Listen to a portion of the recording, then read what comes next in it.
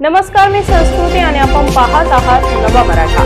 विधानसभेत प्रश्न लावण्यासाठी नेत्यांच्या एजंटकडून पैशाचा व्यवहार झाल्याचा खळबळजनक दावा भारतीय जनता पक्षाचे आमदार परिणय फुके यांनी केला आहे।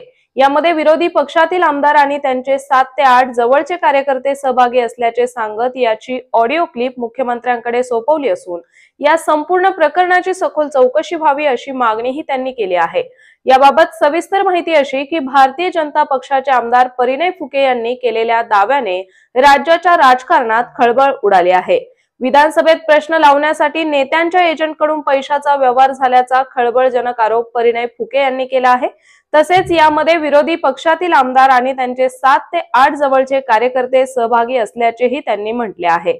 तसेच या व्यवहाराची ऑडिओ क्लिप मुख्यमंत्र्यांकडे सोपवली असून या संपूर्ण प्रकरणाची सखोल चौकशी व्हावी तसेच ऑडिओ क्लिपची फॉरेन्सिक चौकशी झाल्यानंतर पोलीस कारवाई करणार असल्याचेही त्यांनी सांगितले आहे। हे अत्यंत चुकीचे आहे। आम्ही जनतेची सेवा करण्याकरता आलो आहे, मात्र मिळालेल्या अधिकाराचा गैरवापर करून लोकांना ब्लॅकमेलिंग करण्याचे काम सुरू असल्याचा आरोपही त्यांनी केला आहे। परिणय फुके नेमके काय म्हणाले आहेत पाहूयात। गडचिरोली, भंडारा, गोंदियामध्ये मोठ्या प्रमाणात राईस मिल आहेत। त्यामध्ये अनेक चुका होतात, भ्रष्टाचार होतात। यामधला भ्रष्टाचार आम्ही उघडकीस आणू, तुम्हाला ब्लॅकलिस्ट करू, तुमचे कोट्यावधींचे नुकसान होईल अशी धमकी देत ब्लॅकमेलिंग होत आहे।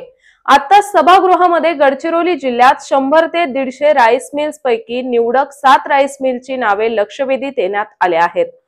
विधान परिषदेत ज्यावेळी याबाबतची लक्षवेधी लागली त्याआधी संबंधित राईस मिलरचे यांची ऑडिओ क्लिप मला आणून दिली, असे परिणय फुके म्हणाले। दरम्यान या ऑडिओ क्लिप मध्ये पैशाची जी देवाणघेवाण झाली त्याबाबतची माहिती आहे। यामध्ये एका बड्या नेत्याचा निकटवर्तीय सहभाग आहे, असेही ते म्हणाले। यामध्ये आता काय खुलासे होणार हे पाहणे महत्त्वाचे ठरणार आहे। तर अशाच माहितीपूर्ण बातम्यांसाठी चॅनलला सबस्क्राइब नक्की करा।